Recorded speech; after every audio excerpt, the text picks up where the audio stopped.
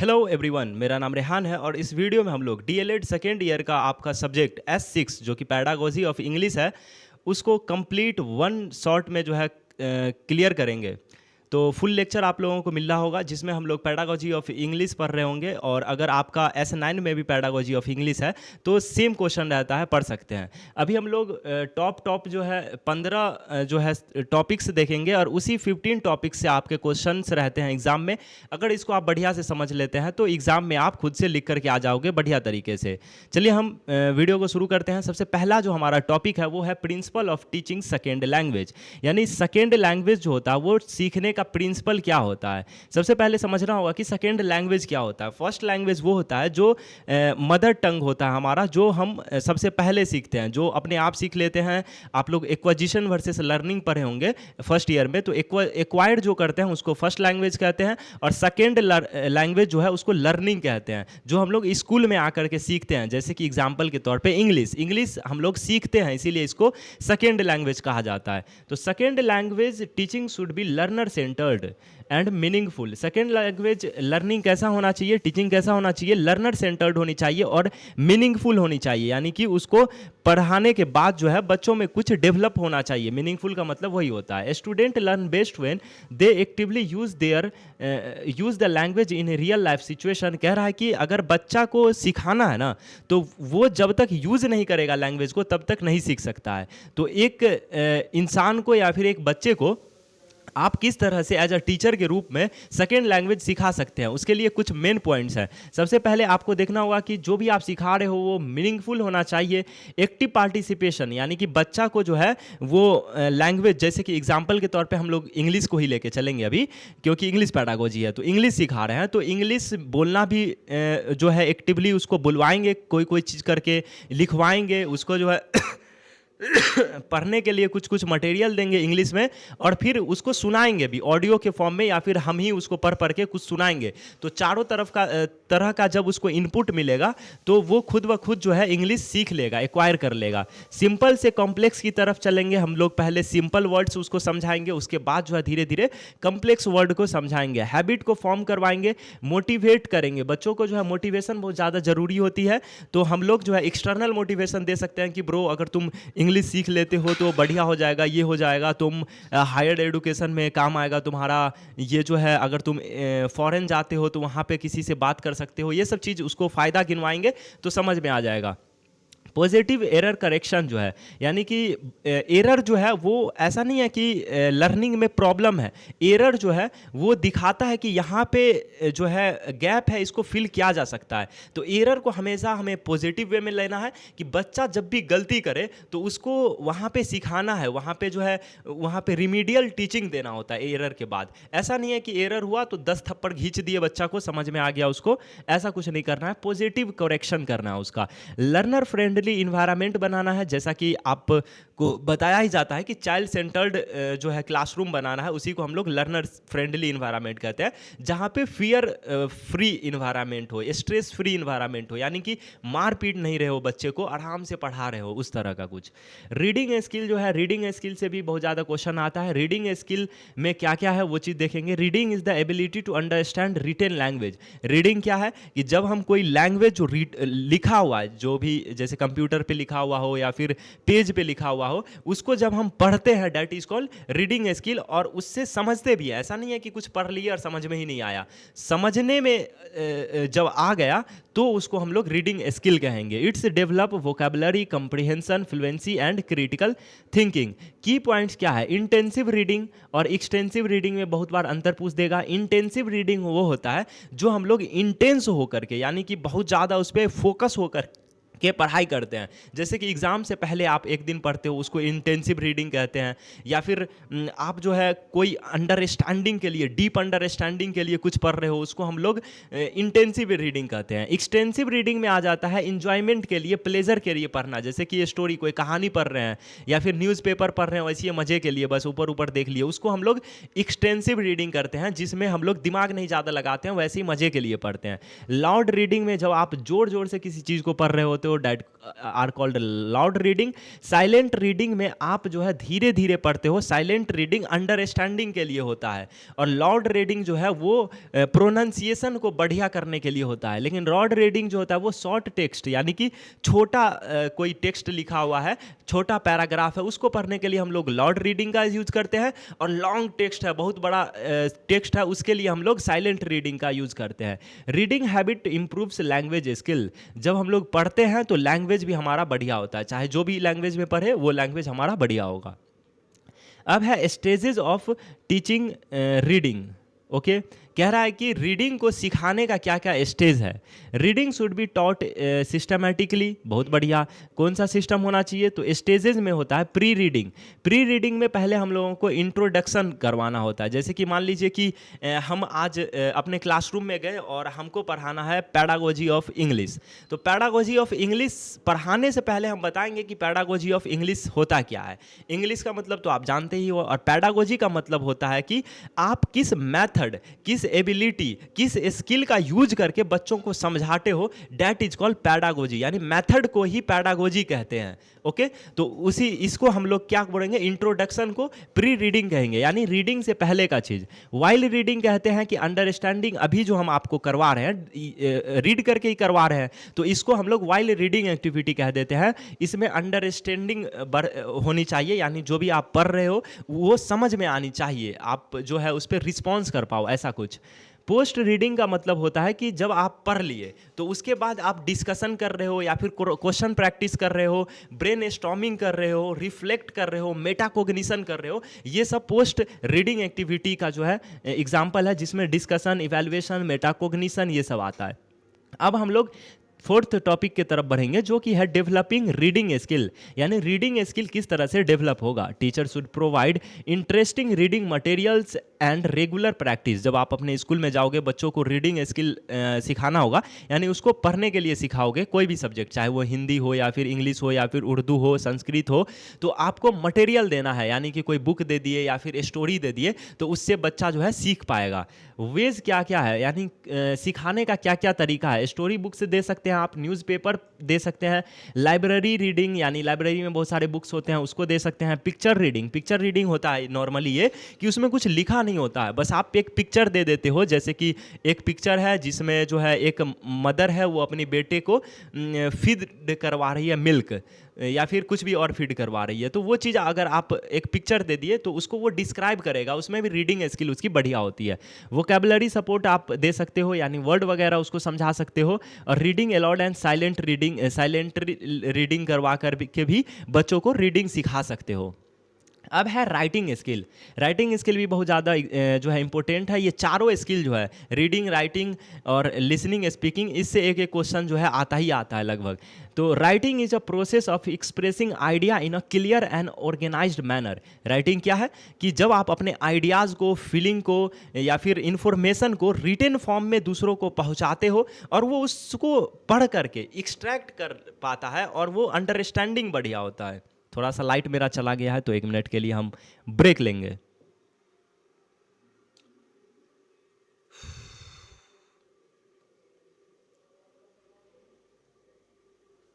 Hello, तो light यहाँ पे फिर से वापस आ चुकी है, और हम लोग यहाँ पे थे कि राइटिंग स्किल पे। तो राइटिंग स्किल का मतलब यही होता है बेसिकली, जब आप किसी चीज़ को, लिखे हुए चीज़ को आप पढ़ते हो, तो उसका अंडरस्टैंडिंग होना चाहिए, या फिर कोई और आपके लिखे हुए चीज़ को पढ़ता है तो उसको उसका अंडरस्टैंडिंग मिलना चाहिए। अब स्टेजेस क्या है इसमें, प्री राइटिंग है, ड्राफ्टिंग है, रिवाइजिंग है, एडिटिंग है और पब्लिशिंग है। प्री राइटिंग का मतलब होता है ब्रेन स्टॉर्मिंग। मान लीजिए कि कोई एक चीज़ है जिस पे हमको लिखना है, मान लीजिए कि हमको लिखना है a passage on cow, cow मतलब गाय, गाय पे एक पैसेज लिखना है। तो हम क्या करेंगे, पहले सोचेंगे कि अरे यार गाय पे क्या लिख सकते हैं, गाय हमारी माता है और उसके 4 पैर होते हैं, और वो भी एक जानवर है, और वो घास खाती है। इस तरह से हम कुछ कुछ दिमाग में सोचेंगे। ओके, उसको कहते हैं ब्रेन स्टॉर्मिंग या फिर प्री राइटिंग। अब है ड्राफ्टिंग। ड्राफ्टिंग का मतलब होता है लिखना। अब हम लिखेंगे उस चीज़ को, जब हम लोग लिख लेंगे तो अब क्या करेंगे, रिवाइज करेंगे, देखेंगे कि यार उसमें क्या क्या गलतियाँ हुई है। जब गलतियाँ दिख जाएगी हमको, तो उसको आप एडिट करेंगे, फिर से जो है रीड्राफ्ट करेंगे। रीड्राफ्ट को ही एडिटिंग कहते हैं, यानी उस गलतियां को ठीक करेंगे। जैसे कि स्पेलिंग मिस्टेक हो गया, या फिर हम लिख दिए कि गाय जो है उसका कलर ब्लैक होता है, लेकिन ऐसा नहीं है, गाय का अलग अलग कलर होता है, तो उसको हम चेंज करेंगे। फिर से लाइट कट रहा है यार, पता नहीं क्या हो गया लाइट को, 1 मिनट फिर से पॉज लेंगे और फिर से लाइट आ गया है। तो एडिटिंग के बाद पब्लिशिंग हो जाएगा कि जब हम लोग एडिट कर लेंगे तो पब्लिश कर देंगे, यानी कि फाइनल लिख करके दूसरे को दे देंगे कि ये जी लीजिए, ये पूरा फाइनल हो गया है। तो रीडिंग स्किल का ये तक था। अब कंट्रोल्ड राइटिंग और फ्री राइटिंग में अंतर देखेंगे। कंट्रोल्ड राइटिंग और फ्री राइटिंग बहुत ज़्यादा इंपॉर्टेंट है और इससे क्वेश्चन रहता है। कंट्रोल्ड राइटिंग का मतलब है कि आप किसी के मार्गदर्शन में राइट कर रहे हो। जैसे कि अगर आप कंट्रोल राइटिंग करवाते हो अपने क्लासरूम में, तो आप अपने मार्गदर्शन में बच्चों को कह रहे हो कि लिखो, और आप देखते रहते हो कि अरे कुछ गलती तो नहीं हो रहा है, या फिर आप टॉपिक देते हो कि इसी टॉपिक में लिखना है, तुमको जो है आज आम पे ही लिखना है कि आम क्या है, ये सब चीज़ लिखना है। तो इसको हम लोग कंट्रोल राइटिंग कहते हैं। फ्री राइटिंग का मतलब होता है कि बच्चे को हम छोड़ दिए कि अपने मन से कुछ भी लिखो। जैसे कि हम बोल देंगे कि ऐसा करो कि आज तुम इंग्लिश सब्जेक्ट पे कुछ भी लिखो, जो मन में आए वो लिख दो, और जो मन में आए वो लिख दिया, उसके बाद हम लोग चेक कर रहे होंगे, तो उसको हम लोग फ्री राइटिंग कहते हैं। तो कंट्रोल राइटिंग देखते हैं कि वो टीचर गाइडेड होता है, एक्यूरेसी फोकस्ड होता है। हम लोग देखते हैं कि क्या गलत तो नहीं कर रहा है, अगर गलत कर रहा है तो उसको जो है ठीक करते हैं। सूटेबल फॉर बिगिनर्स, और शुरू में बिगिनर्स के लिए जो है सूटेबल, क्योंकि गलती जो होगा उसको जब हम सिखाएंगे उसको तो समझ में आ जाएगा।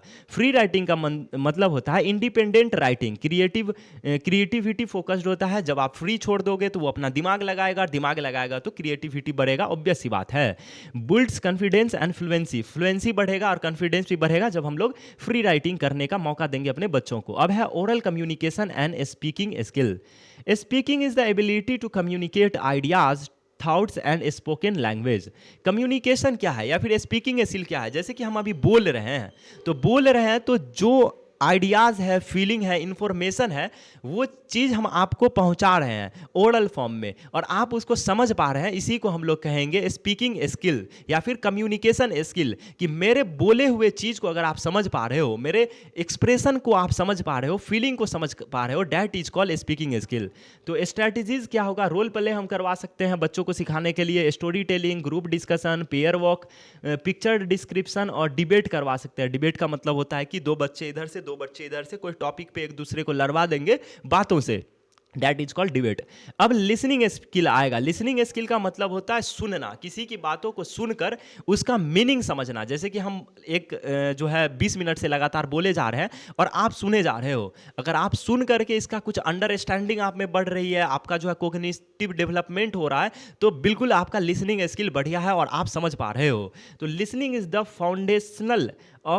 Foundation of language learning. Listening जो है फाउंडेशन है लैंग्वेज लर्निंग का, भाषा को सीखने का फाउंडेशन है। क्योंकि सबसे पहले कोई चीज़ अगर हम सीखना होता है, कोई लैंग्वेज, तो हम लोग पहले सीखते हैं उसको सुन करके ही। पहले सुनते हैं, फिर बोलते हैं, उसके बाद लिखना, पहले फिर राइट करना सीखते हैं, उसके बाद पढ़ना सीखते हैं। ऐसा कुछ LSRW, लिसनिंग, स्पीकिंग, रीडिंग और राइटिंग होता है। तो लर्निंग इंडिकेटर्स, प्ले अटेंशन। अच्छा, कह रहा है कि एक बच्चा जब लिसनिंग स्किल उसमें हम लोग डेवलप कर रहे होंगे अपने क्लासरूम में, तो उसमें जो है क्या क्या जो है इंडिकेट करेगा कि बच्चा जो है सीख पा रहा है। पे अटेंशन, जब वो बच्चा अटेंशन पे करेगा, जैसे कि आप जो है मेरे सुनोगे तभी आपका अंडरस्टैंडिंग बढ़ेगा। अगर आप जो है मोबाइल में आप ये लेक्चर चला दिए हो और बस में जो है इधर देख रहे हो, और बस के जो है बाहर जो है देख रहे हो, या फिर कुछ भी कर रहे हो, एनीथिंग, गेम खेल रहे हो, तो समझ में नहीं आएगा। तो अटेंशन को पे करना बहुत ज़रूरी है। अंडरस्टैंड माइंड मेन आइडिया, आप मेन आइडियाज़ को समझ पा रहे हो तभी जाके आप एग्जाम में लिख पाओगे। फॉलो इंस्ट्रक्शन, आप इंस्ट्रक्शन को फॉलो कर रहे हो, रिस्पॉन्स दे रहे हो, और फिर गुड कंसंट्रेशन है आपका, concentration that called pay attention, same ही बात हो गया। अब है वोकैबुलरी डेवलपमेंट। वोकैबुलरी डेवलपमेंट का मतलब है कि एक बच्चा के अंदर शब्दों का भंडार जो है उसमें वृद्धि करना, यानी कि नए नए शब्द को समझाना, नए नए शब्द की अंडरस्टैंडिंग एक बच्चे के अंदर बढ़ना। Vocabulary is the collection of words known by a learner. Method क्या क्या है? Vocabulary game, flash card, word wall, picture dictionary, crossword. हम लोग बच्चों में जो है वर्ड के भंडार को कैसे बढ़ा सकते हैं, वोकेबलरी गेम खिलवा सकते हैं जिसको हम लोग आम भाषा में अंतराक्षरी वगैरह कहते हैं, वो वाला वर्ड वाला अंतराक्षरी। उसके बाद फ्लैश कार्ड होता है कि एक कार्ड होता है और उस पर जो है कुछ कुछ वर्ड्स लिखे रहते हैं, तो हम लोग उसको दिखा करके या फिर उससे अलग अलग तरह का खेल खिलवा करके बच्चों में वर्ड को अंडरस्टैंडिंग को बढ़ा सकते हैं। वर्ड वॉल का मतलब होता है कि जब बच्चा जो क्लास में पढ़ता है उसके वॉल पे हम लोग वर्ड वगैरह लिख देते हैं, एप्पल का चित्र बना के एप्पल लिख देते हैं, इन सब चीज़ों को वर्ड वॉल कहते हैं, जिसको प्रिंट रिच इन्वायरमेंट भी कहते हैं या फिर बाला कहते हैं, building as learning ads.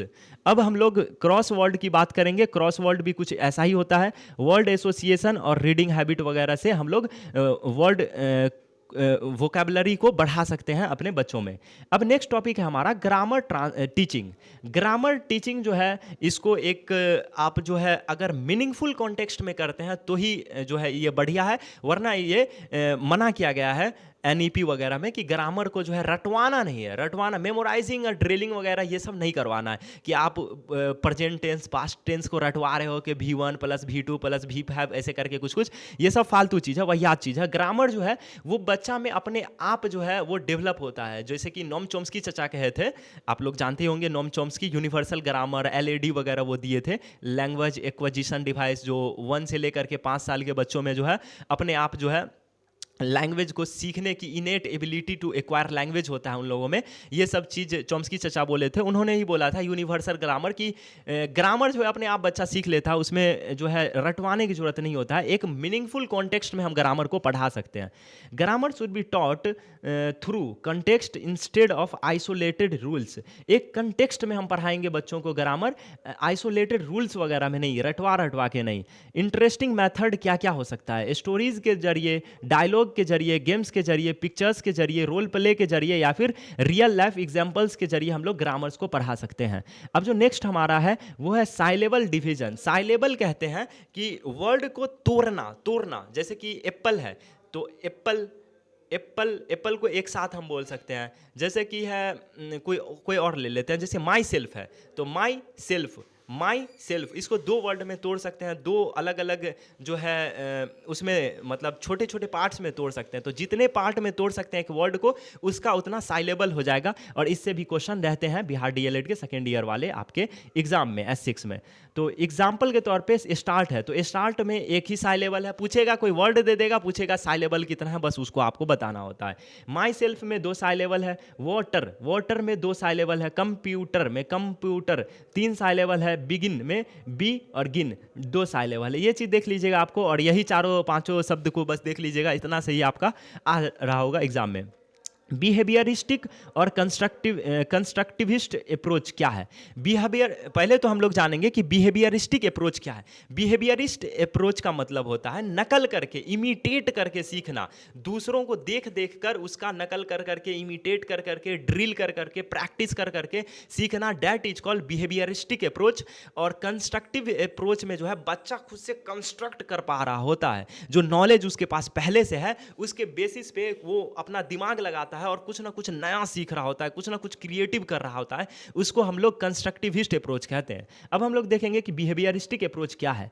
Learning by repetition, repeat कर करके बार बार, हैबिट फॉर्मेशन, एक हैबिट बना लिया है। टीचर सेंटर्ड होता है क्योंकि टीचर को ही नकल करता है बच्चा। और रेनफोर्समेंट मतलब होता है कि टीचर जो है उसको मदद वगैरह देता है। अब है कंस्ट्रक्टिविस्ट अप्रोच। कंस्ट्रक्टिविस्ट अप्रोच में लर्निंग बाय एक्सपीरियंस होगा, यानी एक्सपीरियंस जो पहले से उसके पास नॉलेज है उसके बेसिस पे बच्चा जो है सीखेगा।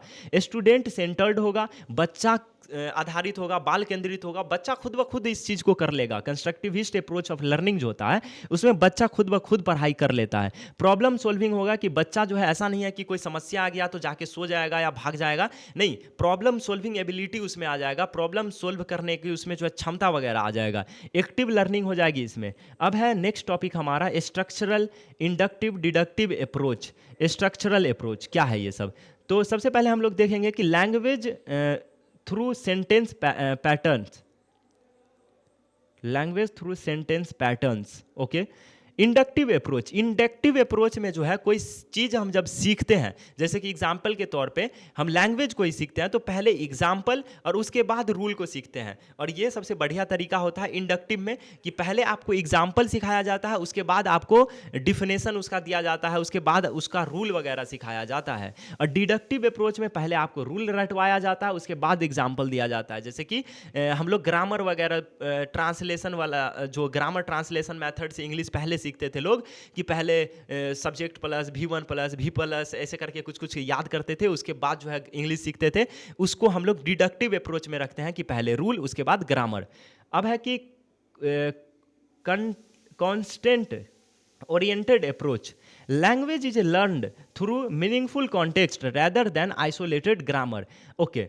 तो हम लोग ने पहले ही देख चुका है कि जब हम लोग मीनिंगफुल कॉन्टेक्स्ट में किसी चीज़ को पढ़ाएंगे तो वो ज़्यादा बढ़िया है, बजाय कि हम लोग आइसोलेटेड में यानी कि अलग से सिर्फ ग्रामर रूल को रटवाए। एडवांटेज क्या है इस चीज़ का? रियल लाइफ लर्निंग जो है हो पाएगा, इम्प्रूव्स ऑल LSRW कहते हैं लिसनिंग, स्पीकिंग, रीडिंग और राइटिंग को, यानी चारों जो स्किल है उसका डेवलपमेंट होगा।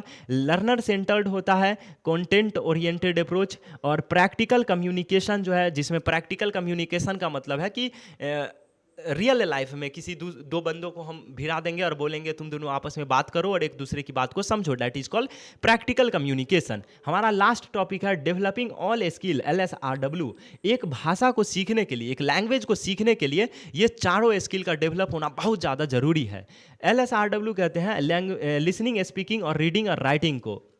ओके तो लिसनिंग क्या है? Receive information. जब आप लोग लिसनिंग में किसी इन्फॉर्मेशन को सुनते हैं और उसका मीनिंग एक्सट्रैक्ट कर पा रहे होते हैं तो उसका मतलब होता है कि लिसनिंग स्किल आपका बढ़िया है। स्पीकिंग स्किल में जब आप किसी आइडिया को एक्सप्रेस करते हैं, अपने इन्फॉर्मेशन को एक्सप्रेस करते हैं या फिर अपने फीलिंग को एक्सप्रेस करते हैं और सामने वाला बंदा जो है उसको समझ पा रहा होता है, तो हम लोग कहेंगे कि आपका स्पीकिंग स्किल बढ़िया है। रीडिंग स्किल में जब हम लोग किसी टेक्स्ट को पढ़ेंगे और पढ़ने के बाद अंडरस्टैंडिंग हमारी बढ़िया हो जाएगी, हमको समझ में आने लगेगा, तो हम बोलेंगे कि रीडिंग स्किल बढ़िया है। और राइटिंग स्किल सेम है कि जब हम लोग किसी चीज़ को पढ़ेंगे, खुद से पढ़ेंगे किसी लिखा हुआ चीज़ को, हम लोग जब खुद से कुछ लिखेंगे, अपने मन से कुछ लिखेंगे और कोई दूसरा व्यक्ति उसको पढ़ेगा और पढ़ के वो समझ जा रहा है उस बात को, तो हम लोग समझेंगे कि मेरा लिखने का तरीका बढ़िया है, इसीलिए हमारा राइटिंग स्किल बढ़िया है।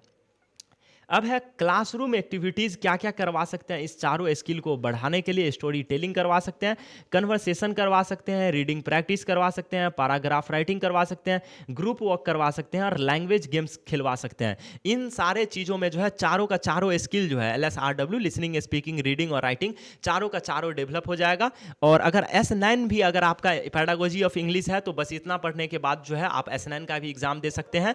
और अगर आपको फ्री में फुल जो है आपको DLED सेकेंड ईयर के लिए और फर्स्ट ईयर के लिए भी नोट्स चाहिए हिंदी मीडियम में या फिर इंग्लिश मीडियम में, तो आपको डिस्क्रिप्शन में एक लिंक मिल रहा होगा, उस पर क्लिक कीजिएगा और फ्री में आप डाउनलोड कर सकते हैं नोट्स सारा का सारा। इस वीडियो में इतना ही बात करेंगे। अगर आपको S7 का वीडियो देखना है तो लेफ्ट वाले वीडियो पर क्लिक कीजिए। बाकी अगर आपको फुल प्लेलिस्ट देखना है जिसमें S1 से S9 तक हम पढ़ाई है तो वन शॉट में, तो उसके लिए राइट वाले प्लेलिस्ट पर क्लिक कीजिए। इस वीडियो में इतना ही, मिलता है नेक्स्ट वीडियो में, तब तक के लिए ओके बाय, जय हिंद।